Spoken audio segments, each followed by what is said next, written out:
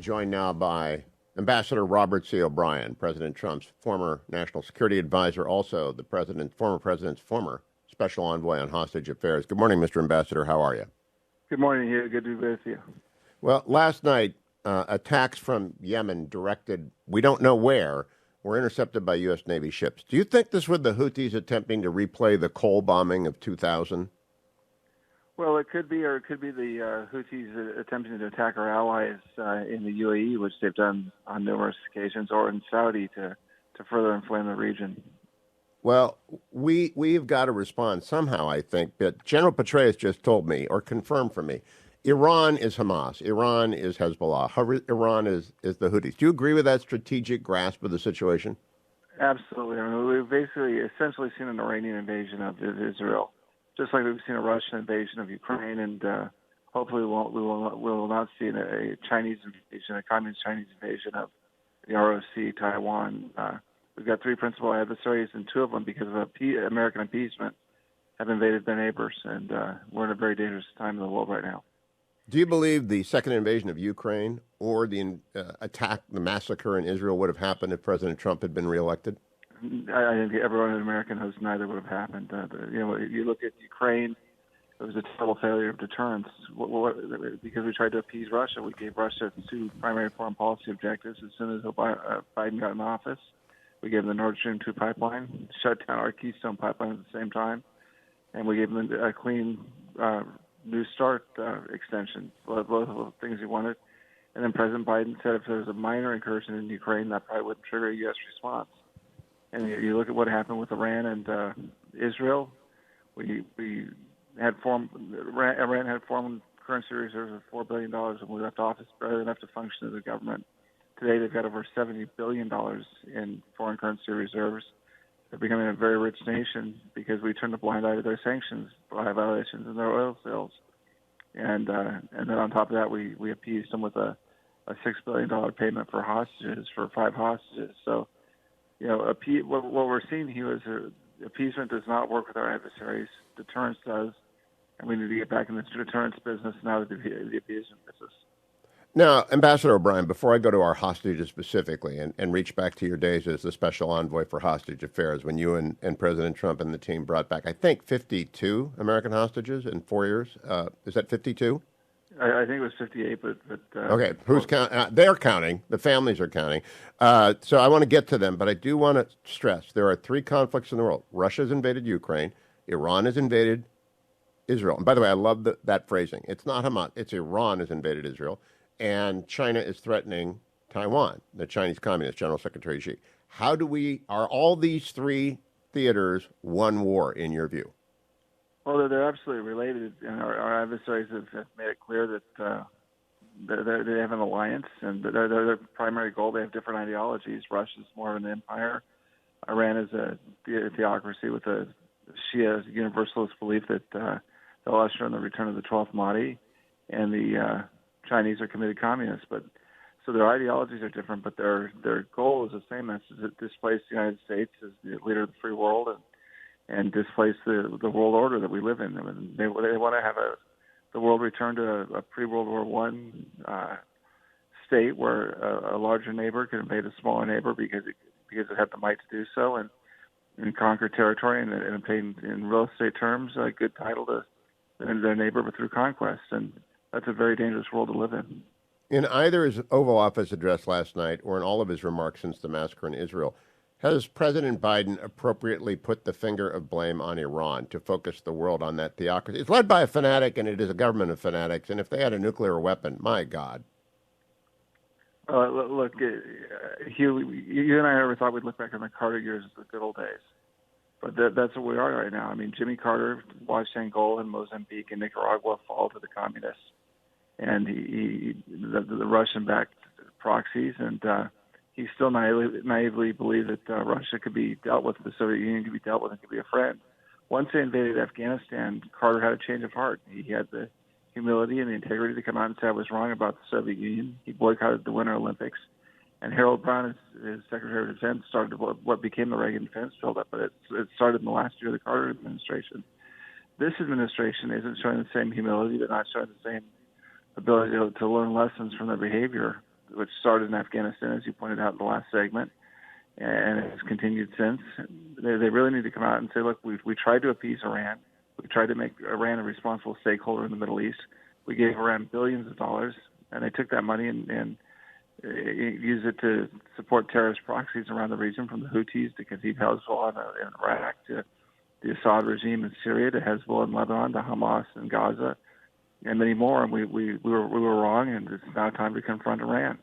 Now, Mr. Ambassador, I hope for America's sake they do that, and they take a page out of Carter's book and tag Iran as our adversary in the region and start supporting our allies.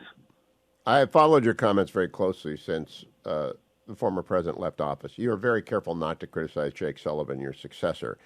Do you believe, and Secretary Pompeo has tried to avoid any personal criticism of his successor, Secretary Blinken, but is there strategic naivete remediable? I mean, I just don't know if Blinken, Sullivan, and Biden can come up with an answer to the world. Well, look, I think there's a certain amount of hubris with the president, and it's hard to change tack, and it's hard to admit that you were wrong. I mean, they had foreign policy disaster after foreign policy disaster, and again, it's because of a different view of the world. It's a view that Obama stated in his first inaugural address, that if we stretch out our hand, our adversaries will unclench their fist, and we can be friends with Vladimir Putin, and we can be friends with Xi Jinping, and we can be friends with the Iranian mullahs. And time again, they're disappointed because these are thugs who hate America, hate the values that we believe in, and hate the values that Tony and Jake and President Biden believe in. And yet it's hard to pivot. It's hard to admit a mistake and learn from it. And I think that's what's going on right now. Does this all lead back to the collapse in Afghanistan? And would that collapse have occurred under the Doha Agreement that President Trump negotiated? No, and this is what I used to tell my staff every morning when we had a senior staff meeting. I would tell them peace through strength works. It's not just a cliche. The reason we're seeing peace break out in the world with Serbia, Kosovo, the economic normalization agreement that President Trump brokered, or the Abraham Accords, which President Trump should have won the Nobel Prize for, or healing the Gulf rift between Qatar and its Gulf neighbors.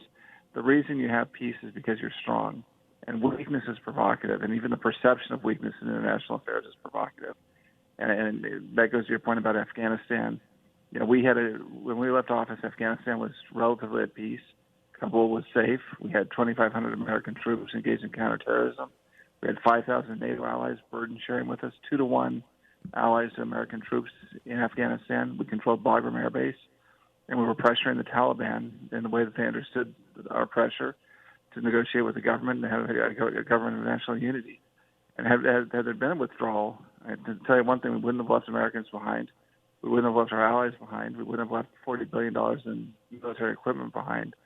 That catastrophe, there's a direct line from that catastrophe to what happened in Ukraine, and there's a line from Ukraine straight to Iran's invasion of Israel through its proxy Hamas. So I have two questions for you in our 4 minutes left, Ambassador. What should be our posture towards the terrorists holding 20 Americans, of course, 200 plus people, of whom 20 are Americans? And should we consider getting directly involved with our carrier groups and our naval forces in the Arabian Gulf and the Mediterranean with any attack on Hezbollah or indeed Iran, if that's Israel's strategic response? Well, on the hostage issue, I've never seen a situation in my lifetime where 30 Americans have been killed by a terrorist organization, Hamas, which is a designated terrorist organization. 15 Americans have been taken hostage, and we haven't come after the terrorists. I mean, we haven't yet heard from President Biden or from his team, from Tony or Jake or Lloyd Austin, that what we would have heard from a George Shultz or a Jim Baker or a Connie Rice or Colin Powell or Mike Pompeo, that you can run but you can't hide. I mean, we've yet to tell these terrorists that if they harm a hair on an American head, they'll have hell to pay. I mean, that's how we respond. We haven't gone to the Iranians and said, these are your proxy. They won't shoot a BB gun without your approval. We're going to hold you responsible for the fate of our hostages. So we've never had a terrorist attack like this on Americans without a response. I mean, I like the fact that Secretary Blinken and President Biden are standing by our ally Israel, and they're grieving with the families. But where's the retribution? Where's the warning to other terrorists that if you do this to Americans, there's a consequence for you? we haven't seen that yet. Now, maybe that's because there's some complex negotiation behind the scene to get our folks out. I hope that's the case, but it's very concerning. What about the idea of American forces being? Well, we are involved. They tried to either shoot at a Navy ship or Israel last night, and our ship shot down the Houthis' missiles. What would you advise National Security Advisor Sullivan, Secretary of State Blinken, and what I believe is a very infirm Joe Biden to do about these things? Well, look, if Iran invades Israel from the north, they've already invaded from the south. If in response to a move by Israel to root out Hamas and the Gaza, which they have to do, these guys are serial killers. They're not They're not even terrorists. I think that's too good of a label for them. It's like having Ted Bundy or John Wayne Gacy, and a bunch of them living as your neighbor. You can't have John Wayne Gacy as your neighbor who's killed a couple of your kids, and then say, well, if you build a higher wall, it'll be fine to keep him as a neighbor. These serial killers of Hamas have to be rooted out. And if Iran invades from the north through Hezbollah, we've got one carrier battle group in place with the Ford. We're adding another one. And if Israel asks for our help, and it's up to Israel, but if they ask for our help, we should be there to help them. First to deter, and second to defeat an Iranian invasion by Hezbollah of Israel from the north. And then that's why the carrier groups are there. If we send them and don't use them in the event of an attack, it'll further undermine American credibility around the world. Final words, Mr. Ambassador. Any advice for the House Republicans about their leadership vacuum right now and the urgency to get it resolved? Elect a speaker. I mean, what happened to Kevin McCarthy? He's a friend of yours, Hugh, and a friend of mine, and was a great speaker. It was a shame. It was a self-inflicted wound for the GOP. We need to elect a speaker. We need to do it quickly and show that the GOP can govern, because I'll tell you, in this presidential election, it's going to be the most consequential election of our lifetime. We need to elect a president who believes in peace through strength. It looks like President Trump is going to be the nominee. We've got to replace this Biden-Harris administration and go back to a peace through strength posture in the world to protect America and our allies. And so the House needs to elect a speaker and show the American people that the GOP can govern. Thank you, Mr. Ambassador. I'm, of course, Switzerland. I know that you're a very close advisor of the former president. I'm Switzerland, but you don't have to be, and I appreciate your joining me this morning. Ambassador Robert O'Brien at the Grand Strategy Summit of the Nixon Foundation this week in Washington, D.C. Thanks for getting up early and talking to the audience.